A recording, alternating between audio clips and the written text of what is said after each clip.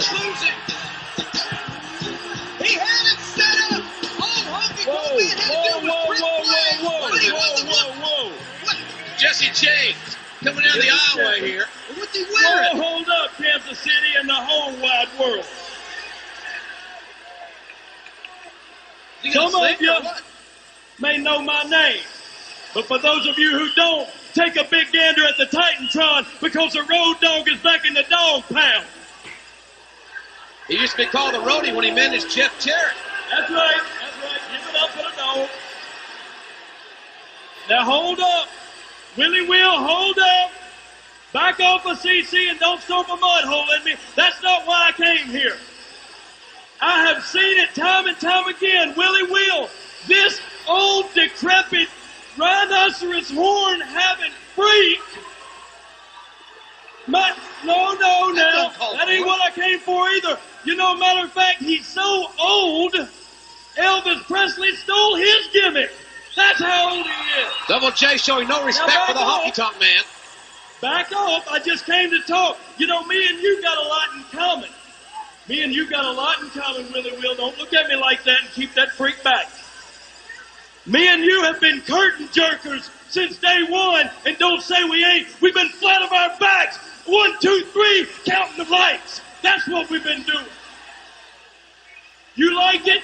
You like doing it on Shotgun every week? You like laying flat on your back? Do you like it? No, let me answer that for you. No, you don't. Let me tell you why you do it. Because of this old piece of petrified wrestler right here. That's not very nice. Now, hey, I took one loser to the Intercontinental Championship belt here in the World Wrestling Federation. You mentioned Jeff Jarrett. My friend, you are not a loser, so me and you together. Oh, I smell money. Willie Will, are you with me?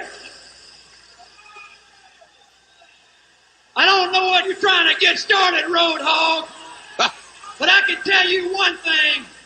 You were nothing but a loser from day one. I didn't want to have anything to do with you, and I know you and Billy have been riding the roads together, and you've been talking. But what I'm going to tell you right now is Rockabilly is championship material, something you never will be, Hoss. And I'm going to ask him the ultimate question right now. And he's going to tell you, Willie Will, are you with me or not? Well, what's the answer? Well, he's nodding. It looks like Billy's with Honky.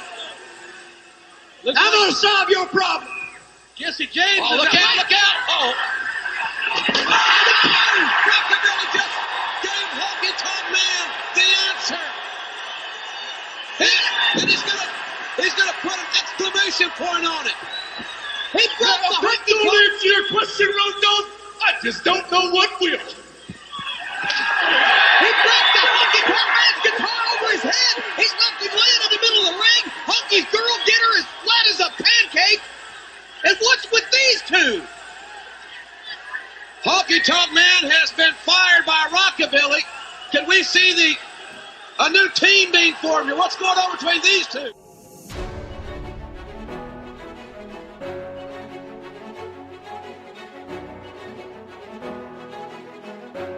Ladies and gentlemen, pay attention. This is your boy, the Coach, from the WWE. I would like to welcome you to the very first wrestling podcast in the world to take you on a weekly deep dive into classic matches along with legends of the squared circle. Enjoy the discussion. Enjoy the back and forth. There's so much to get into. Ladies and gentlemen, this is The Payoff.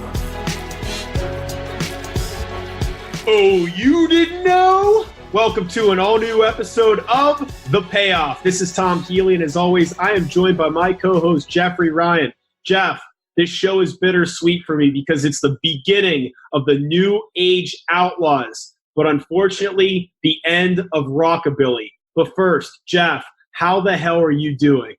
It's me. It's the JEFF, the RYAN, the podcast champions of the world. I can't do it nearly as well as them. It wasn't bad. That wasn't bad. I hit the note. And so having some fun trying, that's what matters. That's what we're all about here, Tom. So obviously I'm doing fantastic. This is going to be a great one today. Just talking about a tag team that did so much for the wrestling business and the wrestling universe, and one that was just incredible to watch every time they were on screen. So I'll start with, as always, thanking our listeners and fans. I'll just come right out and say it too. Last week's episode was just awesome. Full of catchphrases here today, everybody. Oh, that's number 3, and we're a minute into the show. We're going strong today. So, of course, I also say it every week because it's the only way we can continue to grow and be successful. Subscribe, give us 5 stars, and spread the word about the payoff. You can always find the payoff on Twitter, Facebook, Instagram. We're at Payoff Pod. Between Tom and myself, someone is going to respond. We're checking that quite frequently. So lots of good stuff happening. Lots of catchphrases already, Tom. What else do we need to tell our listeners, bud? Yeah, thanks to all our listeners around the world. And hey, big props to our listener who's a truck driver and on a recent cross-country trip knocked out all of our episodes and is now caught up. Awesome stuff. If you like what you're hearing and you want to support the show, you can always find us on Patreon. More of us, more bonus shows, after shows, shows on the current product, much more. Check it out, payoffpatreon.com. That's payoffpatreon.com. For those of you that are new to the Payoff, Jeff, keep it short and sweet, but explain how we do things here at the Payoff. Yeah, we're going to give you a weekly deep dive into a match every Monday. And it's broken up into 3 parts. Part 1, the build, where we explain the story leading up to a match. Part 2, the payoff. We watch the match along with a superstar or legend of the squared circle. And Part 3, the aftermath. We talk about what happened in the story after the finish of the match. And then we wrap it up with some reviews and write-ups from the time and then our own payoff score. And then so we always send the crowd home happy. So before we get to the build, Tom, please tell everyone what is available in our archives. Yeah, if you haven't heard our previous episodes, make sure to check them out and tell your friends. In the archives, we've got Vicky Guerrero watching Eddie's first title win, Raven dissecting his classic match with Tommy Dreamer, the Ultimate Challenge at WrestleMania 6 with the man who trained the Ultimate Warrior, Shane Douglas throwing down the NWA title belt, and so much more. Hit download and check out all the great shows we have in the archives. So here we are. Each week, we like to give our thoughts on why we chose the particular match for the payoff. Here's my thought. What was just a thrown-together match on a Shotgun Saturday night turned into the beginning of one of the greatest tag teams of all time. Jeff, the beautiful thing about this legendary tag team is that they were literally 2 journeymen, lower card wrestlers going absolutely nowhere. And then boom, put them together, don't script them, let them just go out there and have fun. And what do we get? One of the best tag teams ever. So man, I can't wait to cover this match, what each guy was doing leading up to this match, and then ultimately what would become of Jesse, James, and Rockabilly. Jeff, why'd you want to do this match? Yeah, if you couldn't tell from my intro, I will always be a fan of the New Age Outlaws, and I will always mark out whenever they show up, be it when they are on TV, every week when I was growing up and could see them all the time, or, nowadays just come back for special appearances, be it the Hall of Fame stuff or whatever it might be. I will always be a fan. I will say that I did not remember at all how they were actually formed into a tag team and the vital role that actually one Honky Tonk Man played in them becoming a tag team. So with that, let's get to the build. Oh, it's time for the build. All right, here we are with the build. Let us set the stage for you. It's Shotgun Saturday Night on October 11th, 1997. Now, this was when they were just taping it before or after Raw. It wasn't like the early days of Shotgun Saturday Night where they were doing it in like bus stations and nightclubs. Those were some fun shows. This one was actually recorded on October 6th in Kansas City. It was part of a live Raw that drew 11,484 fans for 185,000 at the gate, which was a record for the city. Now, also on this Shotgun Saturday Night, we had Jason Arndt defeating Ahmed Johnson by disqualification. We also, Jeff, had Skull and 8-Ball defeating the Jackal and the Interrogator, who were accompanied to the ring by Recon and Sniper. That was via DQ. I got to stop you, buddy. This is already a great card, so I can't wait to see what comes next. Oh, this is fantastic. Next, we had Nova pinning Tarantula at 4:37 with a roll-up. Special guest referee was Sonny. Also, Dude Love pinning Jose Estrada at 4:26 with sweet shin music. So if you haven't seen that show recently, go out of your way to find that. Really a fantastic, I can't even say it with a straight face, really shitty Shotgun Saturday Night. I love over the years we've had all these different C and D shows that, we just keep changing the name and filming like shit matches and putting them on at like weird times on the weekend. But on a more serious note, also going on in the wrestling business, the day before this match was filmed, October 5th, 1997, Brian Pillman was found dead in a hotel room in Bloomington, Minnesota. He was only 35 years old. Now, later that evening, the WWF would run a pay-per-view called Bad Blood, which would feature the legendary first ever Hell in a Cell match between Shawn Michaels and The Undertaker. Now, that main event was given 5 stars by, as Jeff calls him, the Star Giver, Dave Meltzer. This was the last WWF/WWE match to receive 5 stars until 14 years later when John Cena and CM Punk received 5 stars for the 2011 Money in the Bank main event, which was a hell of a match. So, Jeff, as you know, I'm a huge HBK mark. I thought this was one of his finest matches ever, just an incredible historic match. You had the first Hell in a Cell match. You had these 2 legends. Let's also not forget we had, that's gotta be Kane! That's impression number 4, I believe, on the show. But really great stuff, and cannot wait to cover that Hell in a Cell match on the payoff. The other thing about that evening of October 6th was they did that odd interview with Melanie Pillman, who's Brian Pillman's wife at the time, just, I guess, a day after she had lost her husband, and was not really well received that they did that. Just a tough thing to watch. So again, that's on Monday, and then Saturday, of course, this match would air. And again, just talking about what's going on in the business, we're less than a month away from the Montreal Screwjob, okay? And then you've got Steve Austin, who's white hot. We're building towards him winning the championship at WrestleMania 14. Just a ton going on. And keep in mind that 5 short months after what we're about to talk about on this show happens, Rockabilly and Jesse James are now this red-hot tag team in D-Generation X. So a lot happening really, really quickly.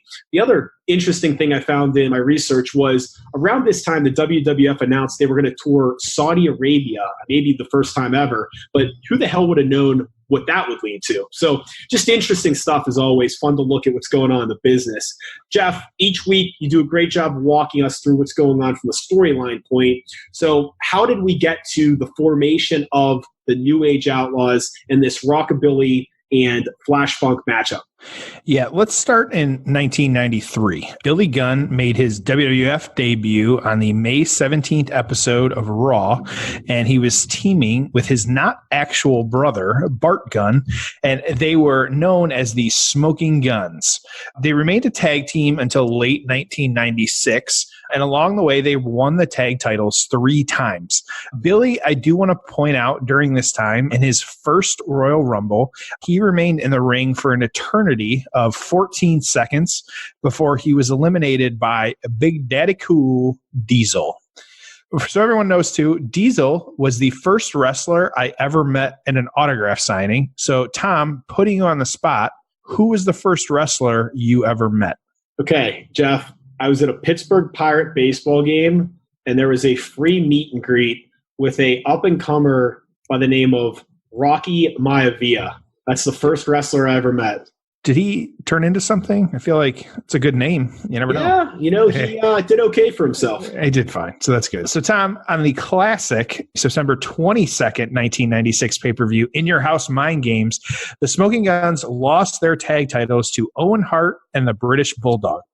So after the match, get ready for this. We've already said her once. Sunny, who was the valet and manager for the Guns, she left working with them because she said she would only manage title holders. So upsetting. Just like Billy, who was upset not only at the loss, but also losing Sunny.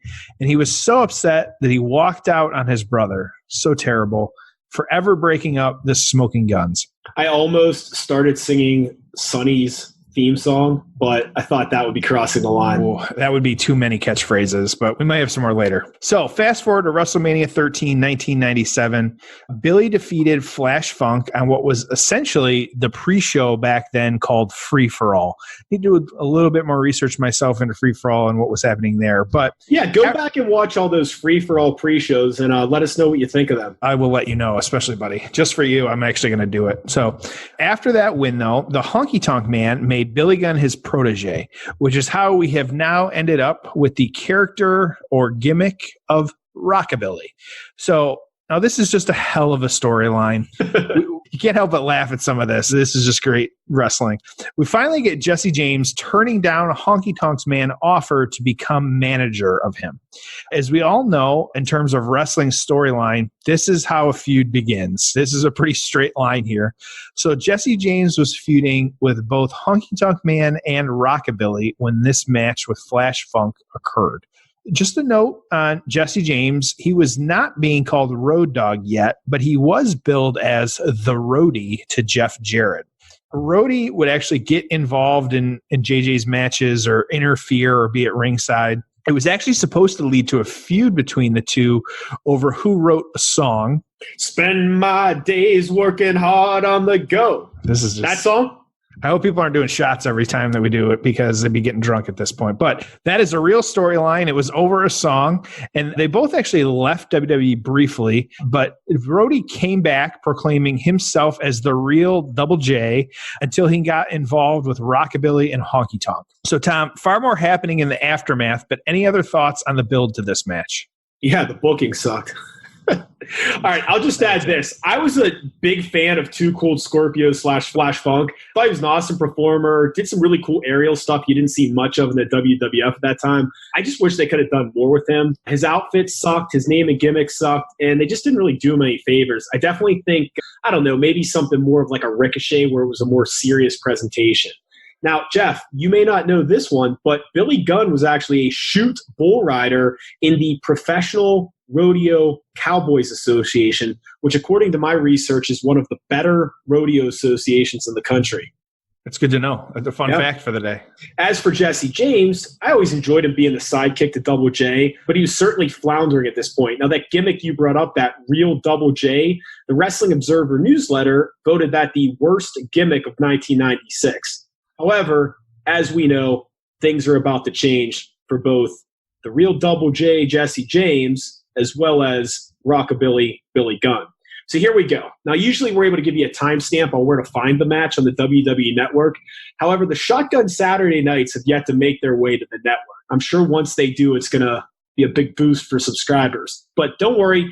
If you want to watch this match along with Billy Gunn or just watch it later on, do a Google search, click on videos, and find Rockabilly vs. Flash Funk on 10/11/97. Again, that's their October 11th, 1997 matchup. So here we go. It's time for the payoff. Ho! It's time for the payoff. All right, we're here with the legendary Billy Gunn. Billy, welcome to the payoff. Thanks, man. Thanks for having me. All right, so let's. Oh my God, I'm having a flashback. I just saw me in my Bedazzler jacket and Honky Tonk Man standing next to me. I think I just fell over my chair. I want to die right now.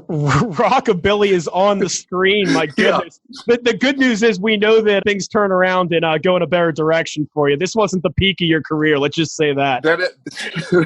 Thank God. If that was the peak of my career would have been over. Holy crap. My goodness. My goodness. All right, so 93, Smoking Guns. Who calls you? How does that get started? How do you get hooked up with Bart?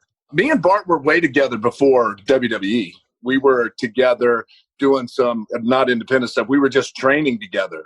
And we went to a show in Orlando that they came to. They invited us up for a tryout and sent us a letter that said they weren't looking for talent and no thank you. And then 2 days later, they called us and said, hey, we were just kidding. No, they didn't say they were kidding. They just said it was a mistake or whatever. They sent us the typical letter that says, hey, we're not looking for any talent right now, but thanks for coming and spending your time doing whatever. And then literally we had called Dave Hebner because he's the one that kind of got us the thing at Orlando and wanted to thank him and everything that we got the letter and stuff. And he goes, No, that's not true. And literally within an hour, we had a call from the office that said they wanted to hire us. So, all right. So you've a nice little tag run there with the Smoking Guns. How do you end up as Rockabilly? Who pitches this idea, and what the hell did you think of it? I don't know, because I still haven't figured it out, because I would probably punch them right in the face. No, they just wanted to separate me and Bart. They wanted to see what I could do by myself and what Bart could do by himself. And they said, hey, and this was never it, by the way. This was never, the Rockabilly thing was never what was it supposed to be. But we came to TV's when I was supposed to separate and do this debut thing, and this is what they had for me. And I was absolutely livid. Okay, so you were pissed off about it. You weren't like just... well, because there wasn't any thought put into it, and it's the same thing as what they do all the time. They give you this whole elaborate scheme of what they're going to do and why they're separating you and all this other stuff, and then all of a sudden they just came to me and go, hey, we never really had anything. So they ran one of the seamstress girls to Target to grab a Levi jacket with a Dazzler kit and put it all together and go, okay, this is what you're going to be. And I went, oh, thanks for, but I had no clout. I just do what they tell me to do. You know what I mean? Did the Smoking Guns. This was supposed to be my big debut, and this was it. And it wasn't that I was pissed off or anything. It was more the fact that they put no thought into it, and there was no direction. Yeah, it's amazing how often that happens. I mean, growing up as a fan, I used to always think that when things happened, there were months of preparation. And then you hear all these stories now, and it's like, oh, yeah, I showed up and they ran to Target and got me an outfit. And the future of your professional life is being determined with minutes to go before you go on air. It just blows my mind. Yeah, it's crazy. You wonder how they run a company like that. Yeah. So any thoughts of working with Honky? Did you like it, not like it? It's what it was. You know what I mean? Honky was at a part where he knew this wasn't going to work. So when he knew it wasn't going to work, he put no effort into it. There's nothing against Honky. You know what I mean? It was nothing he could do. When he had been in the business a long time, he knew what was going to happen and what wasn't going to happen. And he knew what was going to work and wasn't going to work. And he already knew this. So when we did this, there was just never anything to it. There was no effort. There was no on either one of our parts. So it wasn't his fault. It wasn't my fault. It was, I'm going to say, the office's fault. And then this happens. This really cool guy comes down and we form this group. And so how did that happen? Whose idea was it? How did you two end up together? It's been so long ago, I hardly know all the logistics of. This wasn't going anywhere. Brian's deal wasn't going anywhere. We were literally on the verge of getting fired anyway because nothing was going on and nothing was happening. And I think it was Vince Russo that said, hey, let's put these guys together, see what we got. Because usually that happens once in a while, once in a blue moon, that two guys that aren't really separated, that aren't really that good, you can stick them together and sometimes it works, sometimes it doesn't. And as we all know, this happened to work very well, if I may say so myself. And why did it work so well? I mean, what was so special? The thing that worked so well, I think, is that we had nothing to lose. Mm-hmm. Like, we knew our strong parts and we never fought each other over it, right? So we knew what Brian's strong parts were. We knew what my strong parts were. So we put them together and we go, okay, how do we make this work? Or what do we do? Okay, well, first of all, we have no limits and we're not scared of getting fired because we're going to get fired anyway. So there's no reins on us. It's either sink or swim. So we just went, well, I'm not ready to sink right now, so let's give this a shot. And it was literally just me and him playing off of each other and having fun with each other. And then all the people kind of went, these guys are really cool because they just do some really cool stuff. Brian had some great ideas with the South Park stuff. He had a guy in Jay that would make these shirts, and we would just do silly things. We were never really that big in the wrestling thing. We just wanted to entertain people. So were you given way more leeway back then than you would have been given now in that company? Oh, yeah. They literally went, okay, you two are now together, and they never thought about us again. So they gave Brian a live mic, and they just told me, hey, do your thing and do whatever you wanted to do. So when we did this, I kind of switched gears a little bit. Because if everybody knows by now, this was me, not the Rockabilly part, but the Smoking Guns part. I'd rodeoed my entire life. I was a real live cowboy. So it was like, that was never an effort for me to be that character because I am that character. To this day, it's still in me. It's in my heart. So that character was never that hard to pull off. it was the wrestling part of this that was the struggle for me. Like, people know that I never was into this. I never grew up watching it. I didn't like it. Had no part of it until I started to doing it and realized how much fun you could actually have. And then we just went for it. We just turned it all loose. We just literally, I turned the personality and everything up to about 1,000. That inner person that I wish I could always be, they gave me a stage to do it. And that's exactly what we did. So that actually got a pretty good pop. I mean, as you're walking back and, that night, if someone would have told you everything that was going to come, would you have believed it? Or did you, No. Okay. So you at that time, you're like, look, let's just throw a Hail Mary and see if anything happens. It really was. It was just, what can we do with this? What can we do? One is to really stick it up everybody's butt and see how good we can really be. But the thing is the chemistry between me and Brian to this day, to this minute, to this hour is amazing. Like, you can literally stick us together and it's like we've never been apart.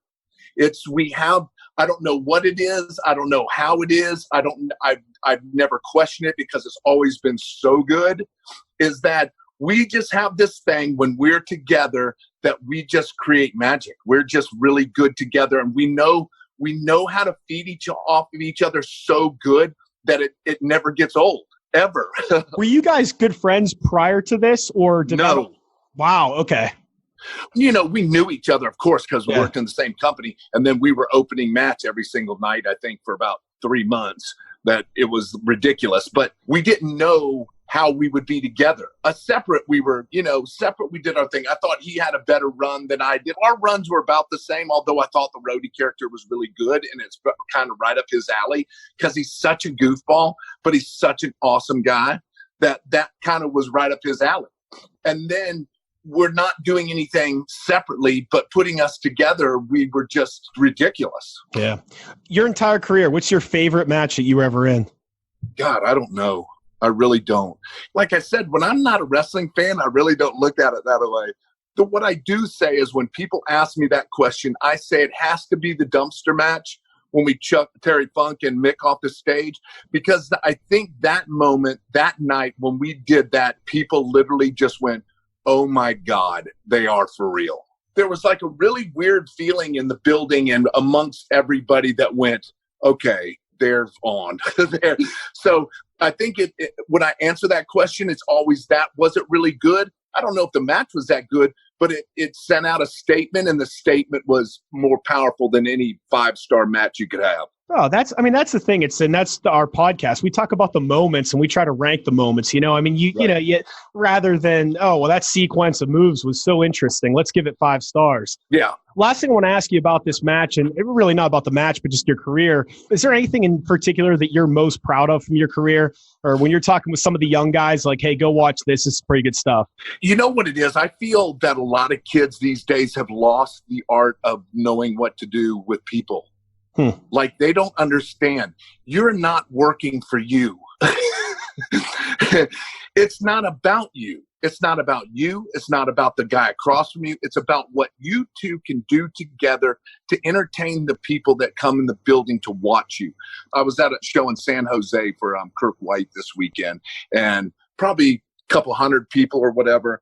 And the students, when I came in the back, they looked at me and they went, your crowd control and people control is amazing. And went, yeah, it is. So if you took away from any of that, take that away. Because all it was is making the people enjoy what they're watching. Because today, it's all about moves. It's all about how many times I can flip. It's how many times I can dive. And nobody cares. You know why? Because I see it every single match. And nobody lets the people follow along. And it's all, for me and Brian, it's always been about people. That's why we were so popular. There is nobody on planet Earth that's ever going to go, those two are probably the greatest wrestlers of all time. But you know what? That's okay. But they will say that those two are the most entertaining, and the people got every bit of their money. If they came to see somebody else, we gave them everything that we could possibly give them to entertain them and make them feel like they did not waste the $200 to bring their kids and their screaming wife to the show to put up with that. Not that that means anything. I'm just saying that in general. Hey, I know. I took my wife to the show in Vegas, and about 2.5 hours into, she's like, "Get me the hell out of this place." So I could appreciate that. I got a good run there, got a few beers there, and then it just she reached her limit. So, all right. Well, this was fun watching this and reliving the formation of the New Age Outlaws. Thanks so much for being here on the Payoff. Yeah, man. No, thanks for having me. It was awesome. Ho! It's time for the aftermath. I got to start by saying huge thank you to the badass Billy Gunn. I was super excited when he agreed to be on the Payoff, and so this one was just fantastic for me. Tom, what do you got for initial thoughts? Yeah, Billy was awesome, and I actually think he's going to be a major asset to AEW's talent, just on getting them to slow down a bit and focus more on the people in the seats. He had a great career, and he's still in fantastic shape out there working matches. So great guest, and someone I think the young guys in the business can certainly learn from. I'm always blown away by guys like Billy saying, yeah, they just ran to Target, got me an outfit, put me with Honky, and I was on TV.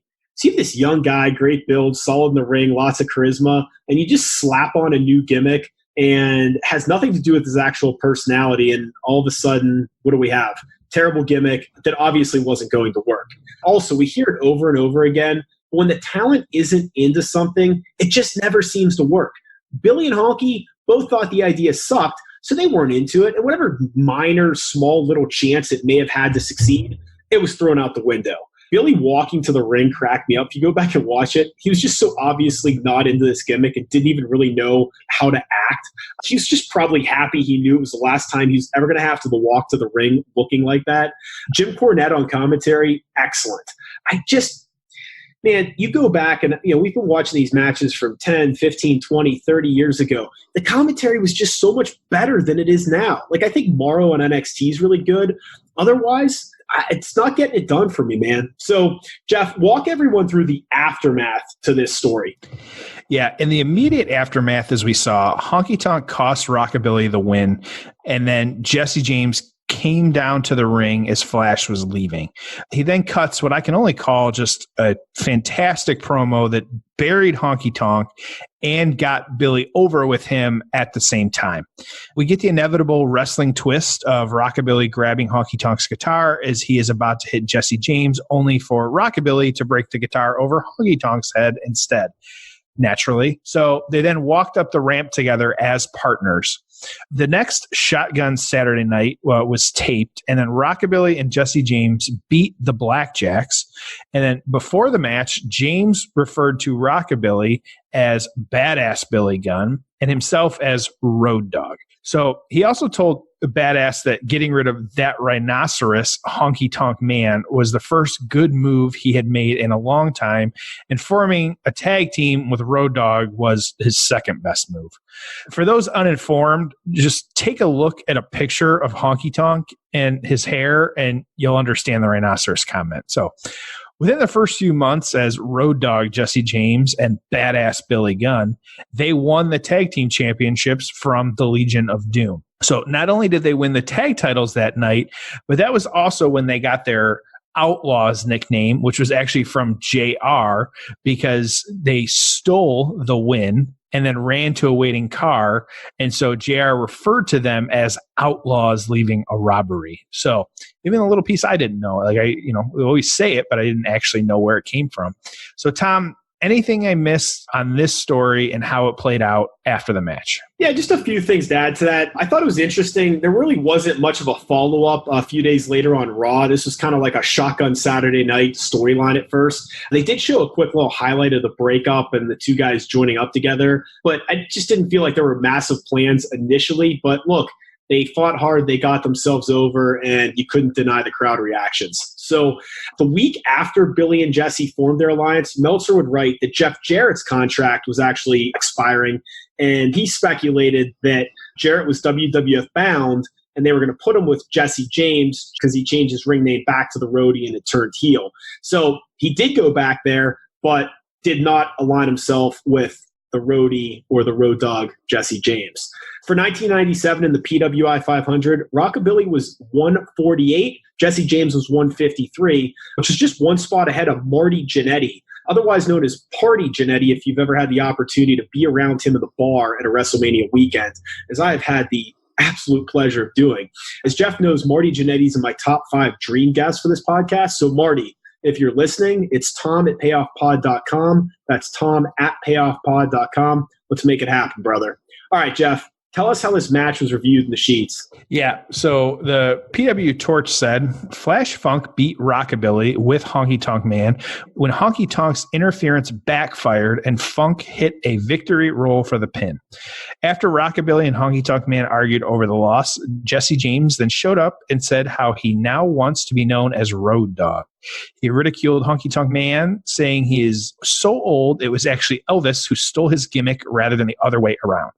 He told Rockabilly they had been making a mistake these past few months by letting Honky Tonk Man manage them. He said as long as they are managed by Honky Tonk Man, there will be nothing but curtain jerkers. Great line. So Road Dogg claimed he had taken one loser and turned him into an Intercontinental Champion before, an apparent reference to the former Jeff Jarrett. He told Rockabilly he had the talent to be a champion, but he needs to dump Honky Tonk Man and follow him. Honky Tonk Man objected to Road Dogg's remarks and demanded that Rockabilly state which side he was on. Rockabilly smashed the guitar of Honky Tonk Man over his head in response and then left with Road Dogg. Straight to the point. So, Tom, what are your thoughts? Yeah, nothing really noteworthy in that description. I guess my only pushback would be that the guitar shot got a pretty darn good crowd reaction, so it's probably worth talking about in that description. And I thought the promo was great as well. You know, the other thing I'll say is it's fun to look back because this was actually a huge moment in wrestling. You're talking about 2 key players in the Attitude Era coming together to form one of the greatest tag teams of all time. And at the time, you had no idea what was going to happen. So pretty cool. All right, Jeff, it's payoff score time. Yeah, as always on the payoff, Tom and I will provide our payoff scores to sum up how we feel about the match. Just a quick rank on the entire package, the build, the match itself, the aftermath, the participants, everything. No specific formula, just what the two of us think. So, Tom, as everyone knows, the two of us do not discuss these scoring events. So, Tom, what do you have for your score? So I'm putting this one at a 6.5. Obviously, there's nothing going on in this match. I mean, right? It's just 2 lower card guys on a nothing show. So that's the negative. However, the plus side here is that it was historical because it brought together what would become one of the greatest tag teams ever. The guitar shot gets a huge pop, and it really did mean something that Honky got hit by his own guitar. So there's actually a really big rub there from a future Hall of Famer. The promos by Jesse James and Honky were both really good, and the pop for the guitar shot was solid. It definitely worked. So overall, solid angle. It would obviously go on to mean something, and it was off to the races for these 2 journeymen. So giving it a little bit of a higher score because of what would become of it, not necessarily what it meant at that moment. Jeff, what'd you have, buddy? Yeah, I'm going to go with a 5.5. I think that there is more in the future for these 2 guys that I always try and put myself in the moment when the match was happening, but this one's tough for me because I know that there's just bigger things happening in these guys' future. So that I can't put it any higher right now, and just 5.5 is a pretty solid score for just how I look at how this plays out.